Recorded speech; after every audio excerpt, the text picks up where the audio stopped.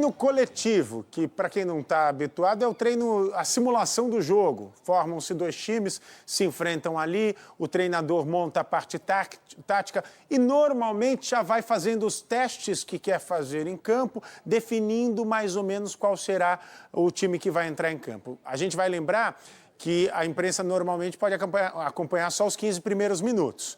E depois o que acontece a gente não sabe. Pelos 15 primeiros minutos dos treinamentos anteriores à estreia contra o Marrocos, toda a imprensa formou uma escalação provável que iria entrar em campo. Na prática, foi uma montagem diferente, com 3 alterações, nas 2 laterais e no ataque. A gente não sabe se ele resolveu alterar antes de entrar em campo ou se ele já vinha treinando dessa forma e os 15 primeiros minutos era só para enganar a imprensa e, consequentemente, enganar o Marrocos, o adversário. Não é a gente que ele quer enganar, e sim o adversário. Quando que teremos treinos coletivos para que a gente possa, mais uma vez, tentar entender o que se passa na cabeça de Carlo Ancelotti? Lucas, não existe uma previsão. Talvez seja hoje, mas a imprensa só tem acesso aos primeiros 15 minutos. E a informação que a gente apurou é que a própria escalação contra o Marrocos foi divulgada aos jogadores na pré-eleição. Nem eles sabiam direito. Então ele faz alguns treinos durante a semana, testa possibilidades, mas existem dúvidas. A gente sabe, claro, que existe uma espinha dorsal. Jogadores que ele conta. Quando o coletivo não funciona, entrou em campo o talento individual, com o Vinícius Júnior.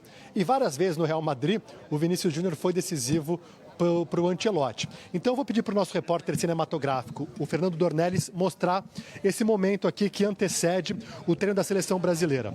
Tem aqui a irrigação no campo. Eles montaram mais ao fundo ali alguns bonecos, que pode ser uma simulação de jogo. Do lado direito ali, ele está montando alguns cones no chão. O que a gente acompanha nesses 15 minutos é muito pouco. É normalmente um bobinho, um aquecimento. A gente só teve acesso a um treino aberto. Então, existe um distanciamento da seleção brasileira com o torcedor, com a imprensa, com a família. É uma opção da CBF. Entende que tem que ter mais distanciamento, foco total na Copa do Mundo. Claro que existem os momentos em que os jogadores podem contar com a família. Isso aconteceu no domingo, então houve um treino regenerativo após a partida para aqueles que iniciaram o jogo e academia para quem não iniciou, mas aí no horário do almoço eles foram liberados para visitar os familiares. Agora o treino coletivo, ele acontece quando a imprensa já não está mais aqui. E mistério faz parte da preparação, a gente entende. Na Europa, e o Ancelotti é acostumado a treinar clubes europeus, assim que ele fez a carreira dele, você não tem acesso que você tem muitas vezes no futebol brasileiro. É muito difícil no Real Madrid, por exemplo, a imprensa acompanha treino. Então, de certa forma, ele trouxe essa mentalidade para cá. Pode ver a quantidade de jornalistas aqui do Brasil e do mundo. Todo mundo tentando desvendar o que passa na cabeça de Ancelotti. E todo mundo querendo saber se ele vai realizar mudanças. São mudanças de postura, são mudanças, quem sabe, no esquema tático, mas sobretudo de jogadores que não corresponderam diante do Marrocos. Tem jogadores que são de confiança e não foram bem contra o Marrocos. Um deles é o Casemiro. Contra o Haiti, um adversário mais fraco, talvez ele aposte ainda no Casemiro, até para não se queimar com um jogador de confiança que ele conhece desde os tempos de Real Madrid. Mas a gente tenta desvendar o que se passa na cabeça do Ancelotti, a gente tem, claro, as nossas fontes, a gente tenta pegar uma informação aqui, uma informação ali, mas o mistério, até mesmo para muitos jogadores, é levado até horas antes da partida contra o Marrocos. Tá aí o Felipe Killing ao lado do Fernando Dornelles, grande santista como eu, o Felipe. Eu tenho brincado que a gente já vai para a 3ª semana de invencibilidade ao longo dessa Copa do Mundo e fora da zona de rebaixamento, o que para o santista é uma vitória. Mostrando aí, é legal ver essa movimentação da imprensa. Eu vi aí do seu lado o Ricardo Nogueira, grande repórter fotográfico. Manda um abraço para o Nogueira. A gente bateu muita bola junto na época da cobertura de Santos Futebol Clube, ficava do lado do gramado. Naquela época, a gente fazia um sinal pro jogador e falava: ô, Robinho, vem cá, vamos bater um papo. Ô, Diego, vem cá um pouquinho, rapidinho. E os caras vinham. Agora é um controle da assessoria de imprensa, é um controle do pessoal, a imprensa fica do lado de fora. E até é legal explicar isso, Killing. Vocês não podem, por exemplo, um cara passar aí mais perto de vocês darem um grito, aí, esse é o Ricardo Nogueira, vocês darem um grito: ô Casemiro, dá uma chegadinha aqui, vamos bater um papo, sob hipótese alguma, né? Não, viu, Lucas?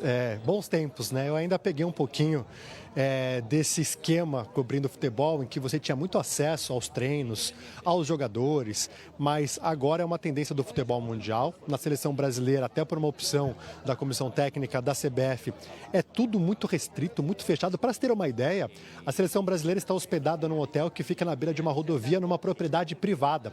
Você não pode nem ir na porta do hotel montar o seu equipamento. A polícia chega e te retira de lá. Ontem a gente tentou fazer isso para apurar, né, o que estava acontecendo no domingo, depois da partida. A polícia chegou e falou: vocês não podem ficar aqui, é uma propriedade privada. O torcedor não tem onde ficar porque é numa estrada.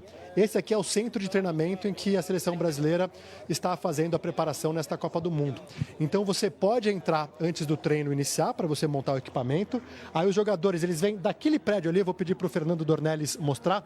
Tem até alguns companheiros de imprensa ali posicionados, porque você pega os jogadores saindo, eles são sempre muito educados, desejam bom dia, se o treino durante a manhã, desejam boa tarde, se o treino é à tarde, você faz um registro curto e aí eles passam por aquele prédio ali e vão entrando no gramado aqui. O Fernando Dornelles vai fazer a imagem, eles passam aqui em frente à imprensa, mas você tem pouco acesso. Então você não pode chegar a pedir para dar uma palavra, dar um oi para o Lucas aqui no Brasil Urgente, porque existe esse distanciamento. Até mesmo na folga, existe uma recomendação, não uma regra, tá? Para jogador não dar entrevista exclusiva. A gente tentou ontem descobrir onde os jogadores estavam passando parte da folga. A gente sabe que o Luiz Henrique acabou indo para o centro de Nova York, mas muitos jogadores alugaram casas para os familiares aqui nessa região de Nova Jersey. Ficaram lá, reclusos. É uma estratégia da comissão técnica, eles querem mesmo esse distanciamento. Em outras Copas do Mundo, o acesso era maior, as coisas não aconteceram como o Brasil queria, como o Vegas, por exemplo, em 2006. Então, o entendimento da comissão técnica é que é necessário ter esse distanciamento maior. Então, o nosso acesso é muito curto. A gente pode ver os jogadores chegando por aqui. Normalmente tem uma conversa com o Ancelotti. No aniversário dele, teve o corredor polonês ali ao fundo. Não aliviaram para o mister. Aí eles fazem um aquecimento, um trabalho com bola e só. Teve um treino, inclusive, Lucas, que eu vou pedir para o Dornelles mostrar, aberto para a imprensa 15 minutos, no campo de trás. A gente quase não conseguiu ver, porque tem essas placas de publicidade. Então, é um distanciamento muito grande. A gente, claro, fica tentando adivinhar o que se passa na cabeça do Ancelotti. Mas é isso, né? Muita gente, antes do jogo contra o Marrocos, cravava uma escalação e ela foi diferente, com mudanças nas laterais e também lá na frente. E eu imagino que vai acontecer o mesmo diante do Haiti. A gente não vai ter acesso, a gente vai tentar adivinhar, colher uma informação aqui de bastidor, outra ali. Para se ter uma ideia, teve um treino que foi aberto aos patrocinadores, tá? E para a imprensa só 15 minutos. Eu cheguei nos patrocinadores e falei: olha, vocês podem olhar qual time que ele vai treinar e depois me passar. Eu fiquei do lado de fora esperando a atividade acabar. Quando a turma saía, eu perguntava como é que foi o treino, qual foi o time que ele treinou. E eles falaram: olha, ele treinou um time, mas ele fazia mudanças ao longo da preparação. Então é isso, ele vai analisando, às vezes ele gosta, às vezes ele não gosta, mas até mesmo para os jogadores parece que não existe uma clareza muito grande de quem são os 11 titulares.